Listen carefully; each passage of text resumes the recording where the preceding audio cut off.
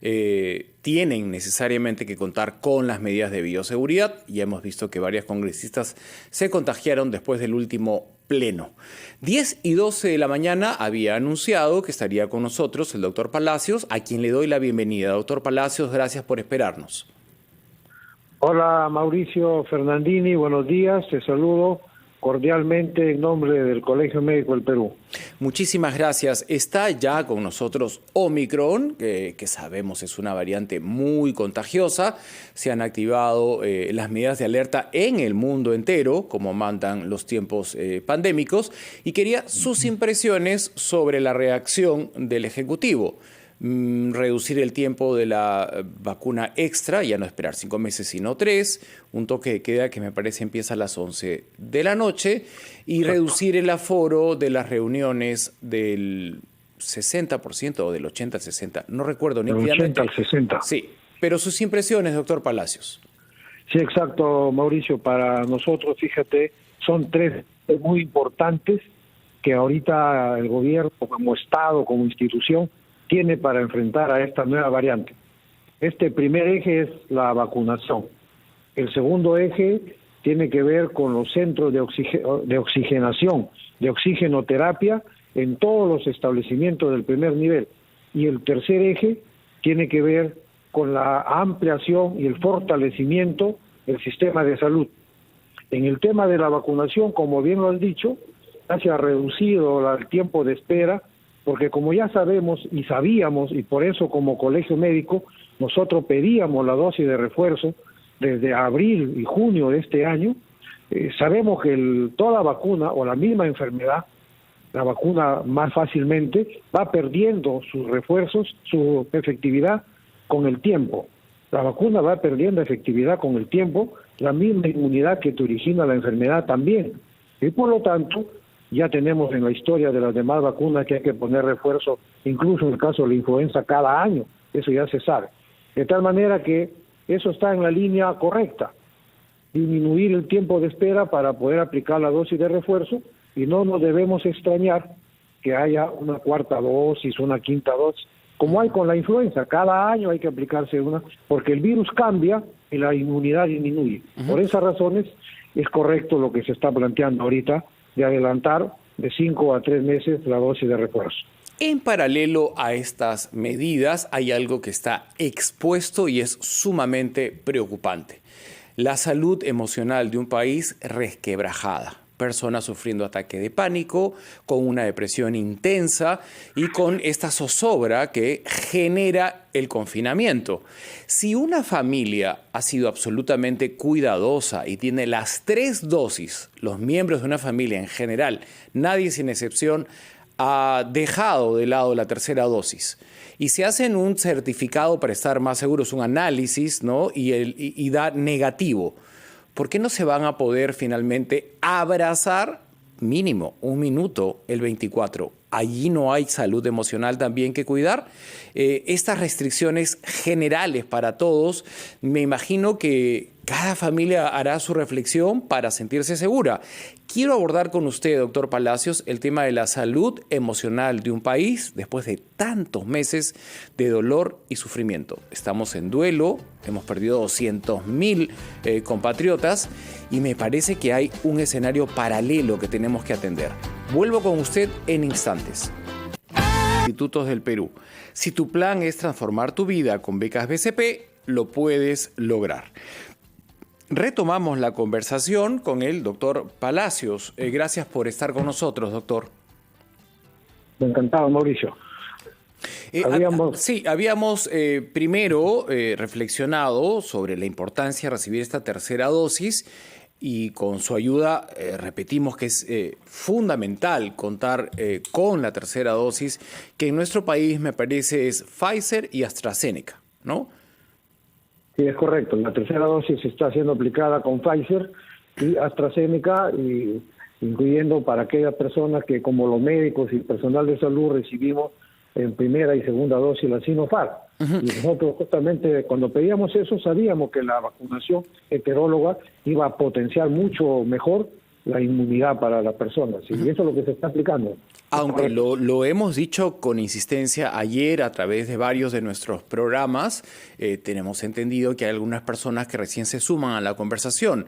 Y sí es importante aquellos peruanos, inclusive los médicos que recibieron 2 dosis de Sinopharm y van por una tercera y le dicen es Pfizer, despejen cualquier fantasma de inseguridad o temor. Usted está reafirmando lo que ya nos han dicho, que más bien es conveniente que la tercera dosis venga de otro laboratorio. Exactamente, sea diferente, sea en este caso Pfizer o AstraZeneca. Como ya se ha demostrado, potencia enormemente y te lleva una protección que era alrededor del 90%, y los que han usado también Pfizer 2 veces, una tercera de Pfizer, también es correcto. Así que nosotros eso lo tenemos claro, porque como tú recordarás, Mauricio, nosotros hicimos estudios observacionales sobre la utilidad de la Sinopharm como primera y segunda dosis y vimos que efectivamente la tasa de infectados, incluso la tasa de fallecimiento, cayó en forma dramática y así estamos varios meses con esas cifras muy disminuidas en infectados y en fallecidos.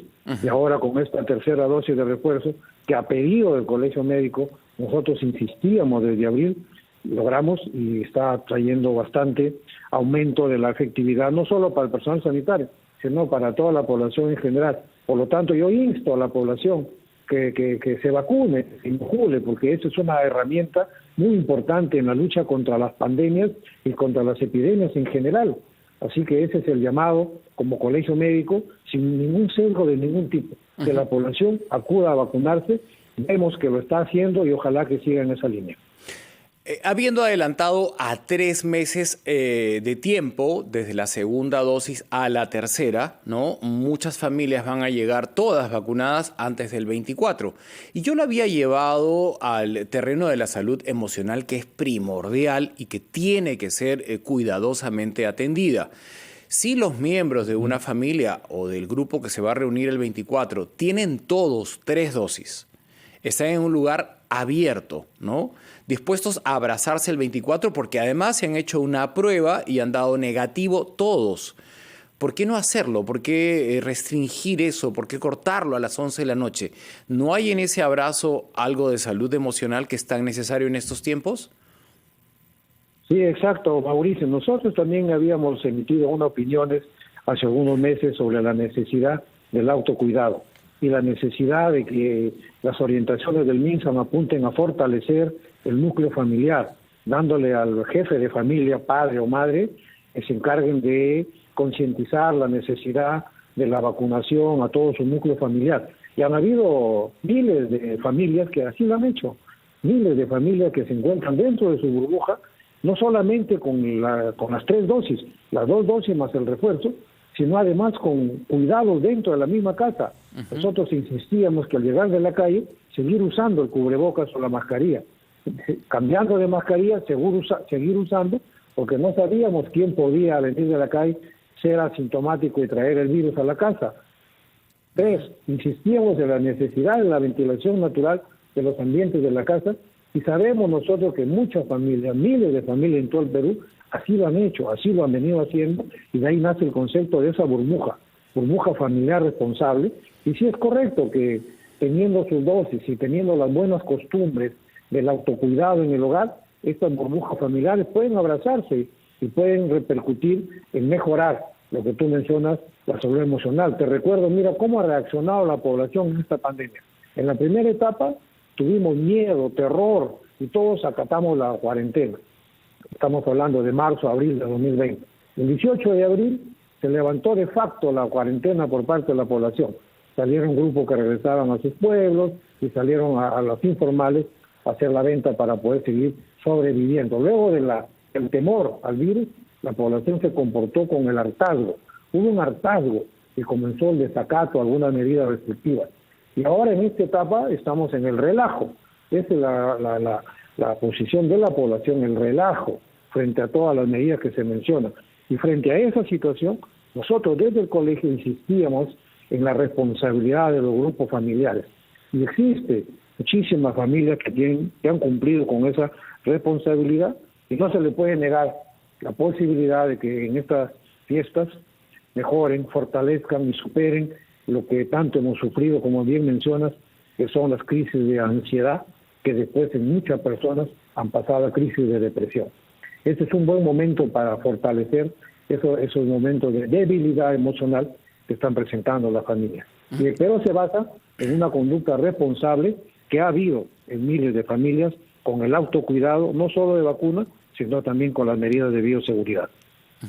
Ahora, el doctor Munaico del Ministerio de Salud estaba casi seguro que habían ingresado por el Jorge Chávez pasajeros con la variante Omicron, que no había otra puerta por la cual se explique la presencia de Omicron en el país.